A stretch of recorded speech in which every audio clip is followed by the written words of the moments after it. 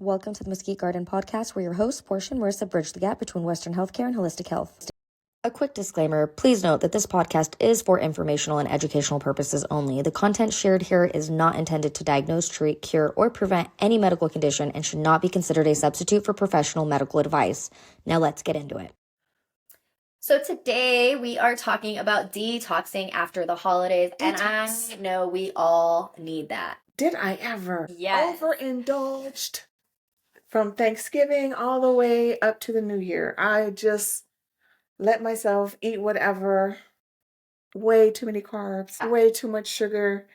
You know, I was the sugar fairy, passing out cookies to everybody. It was just too much. Yeah, I think I started in August at the retreat. I started at the retreat, all you can eat. And for those of you guys who are interested, we are hosting another retreat at the House of Aya, which is, gosh, I think they are one of the world's best plant-based, eco-friendly wellness resorts. And Heaven on earth. I would say the world, because it's my world, and I think it's absolutely the best.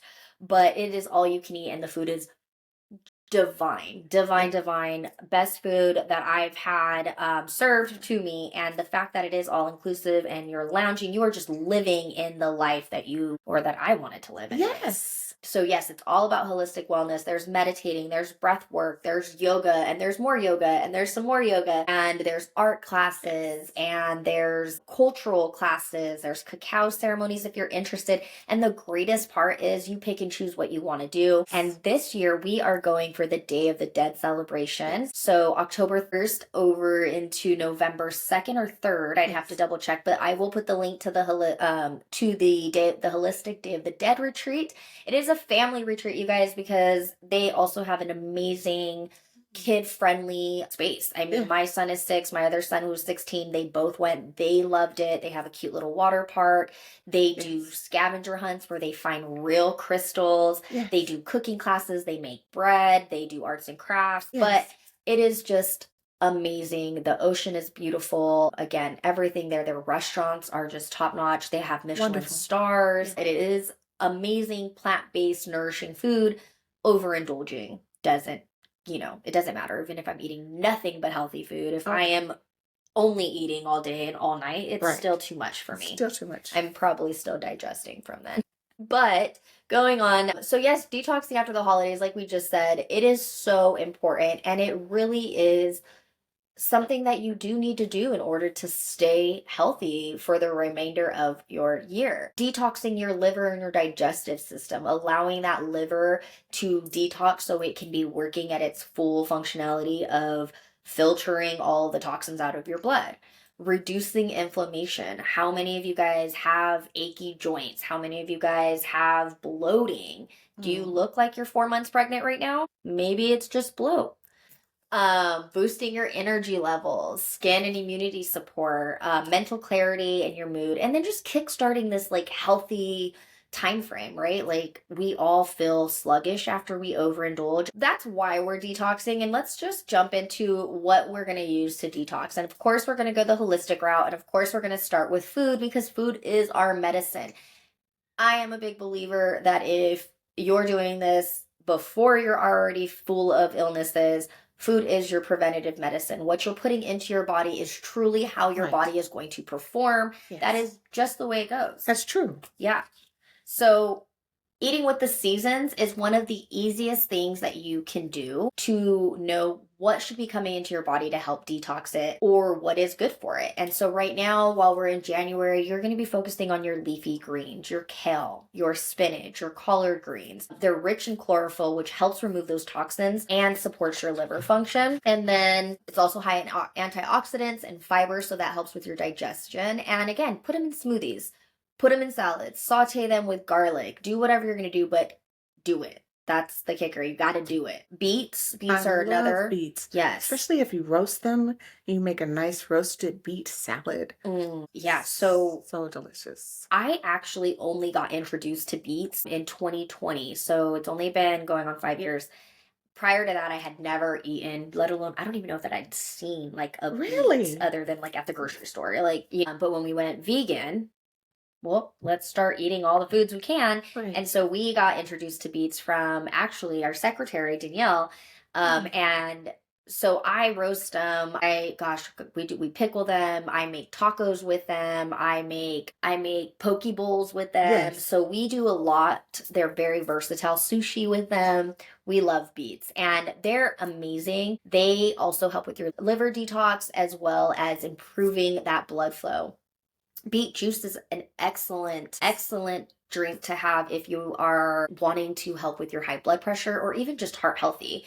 Drinking beet juice, 8 ounces of beet juice once a day. And here's a little recipe. I Okay. do beets, some green apples, and some lemon. I juice that all up, just 8 ounces of that during your day. And again, I've done this for some of my clients who don't want to take blood pressure medication. And as long as they're drinking that beet juice once a day, their blood pressure is controlled. Yeah. So granted, if you don't drink it, it doesn't work. Exactly. It is a maintenance. It is Yes. not a cure-all. Yeah. So again, It's lemon. a livelihood. Yes, livelihood. Yeah.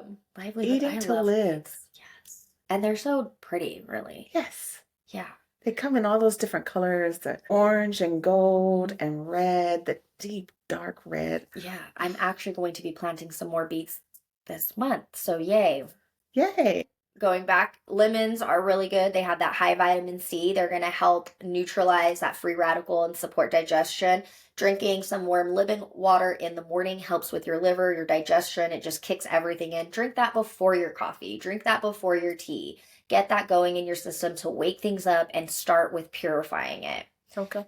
Garlic again. Yes. Turmeric, of course, is an anti-inflammatory and it also supports your liver. Yes. Avocados are a powerful antioxidant and they also support your liver. Broccoli and cauliflower support your liver and improves digestion. Blueberries and cranberries are packed with antioxidants and they also help reduce inflammation and support your detox.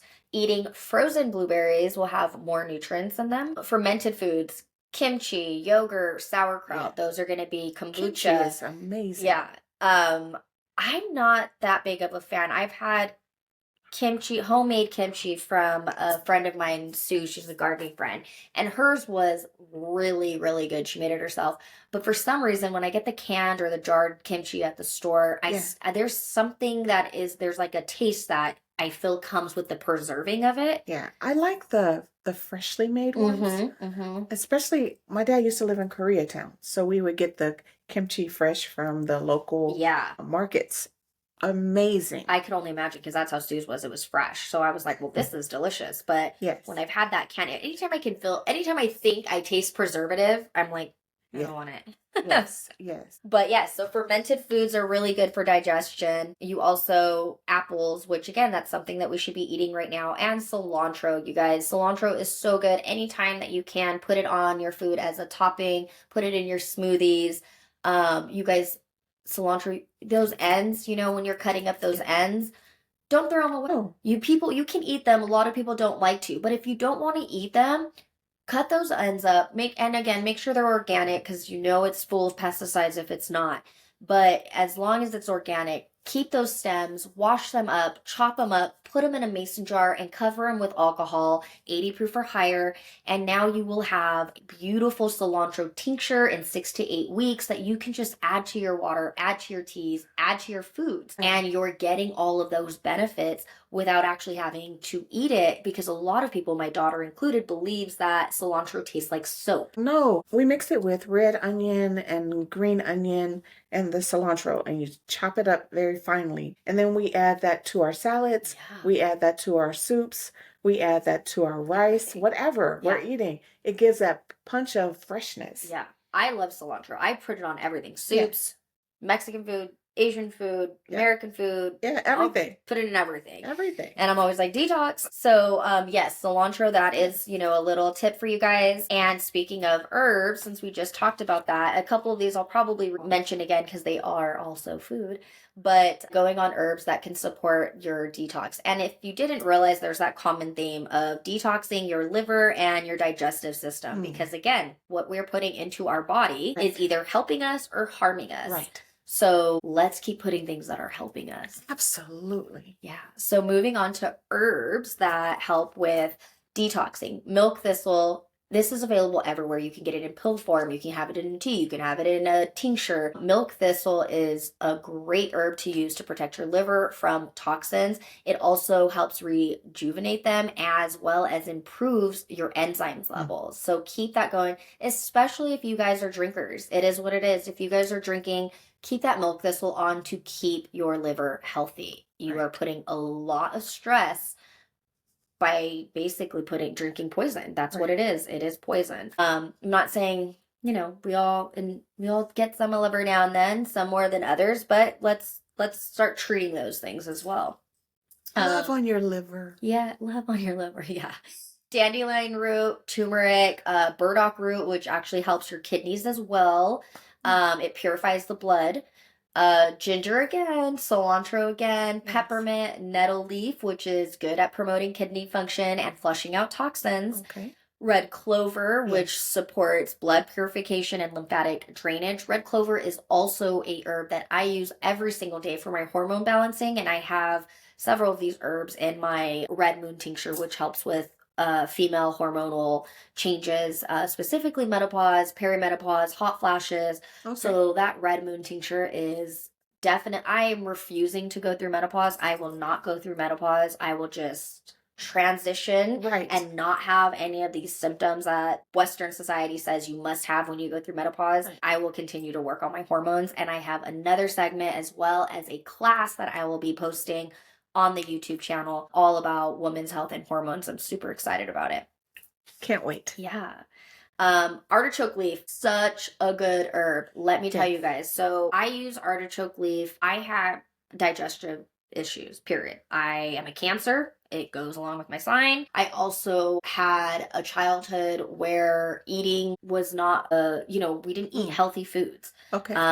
We were in poverty. We ate a ton of Mexican foods, and I could barely even remember vegetables, to be honest. But what I did eat every single day, because we had a massive lemon tree, was lemons. I would cut these things up, eat them with the spoon, every 5 to 10 a day, put sugar on it. It stripped the enamel from my teeth, as well as all these other things. But then I would pair it with flaming hot Cheetos. So I was a flaming hot Cheeto kid, and I would eat flaming hot Cheetos, couple bags a day. I think I lived on lemon and flaming hot Cheetos. So my gut is like, how you feeling now, lady? I'm like, dang it. And so when my kids are hating me because I'm like, no, you can't have Takis and you can't have Flamas and you can't have flaming hot Cheetos. And the best they get are the Sprouts Takis every once in a while, because they don't have food dye, they don't have milk, they don't have any of those other things. They're just skyrocket high on sodium and that. Yeah.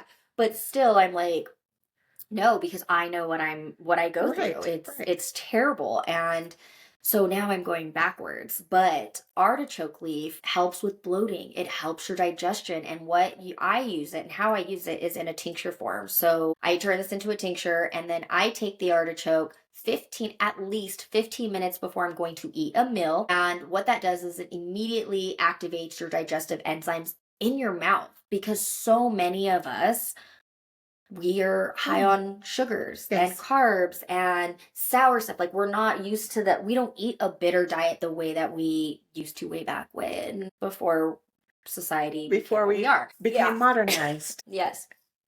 So artichoke leaf helps you by increasing those digestive enzymes, waking them up in your mouth. And so it actually starts to break down the food the way it's supposed to while you're actually eating. And what I tell my clients who are also taking artichoke leaf right now for their digestive symptoms is not to drink any water. So they stop drinking water, juice, soda, whatever it is, no drinking of liquids.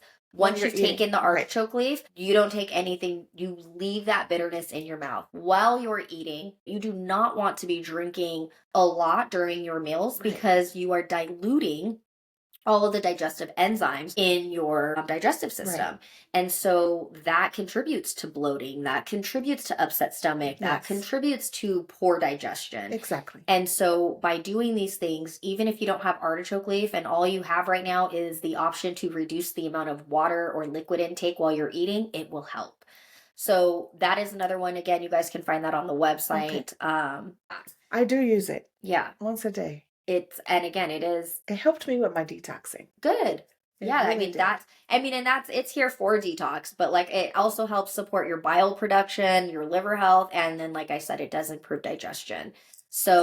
So yeah, that is one of the herbs that can help, and there's more. Holy basil is another amazing sacred herb that I just love. I also use that every day. It helps with anti-inflammatory properties, and so all of this stuff that we are putting in our body that's swelling us, this is helping to rectify that. So I do use that about 4 to 5 times a day because I need it for sure.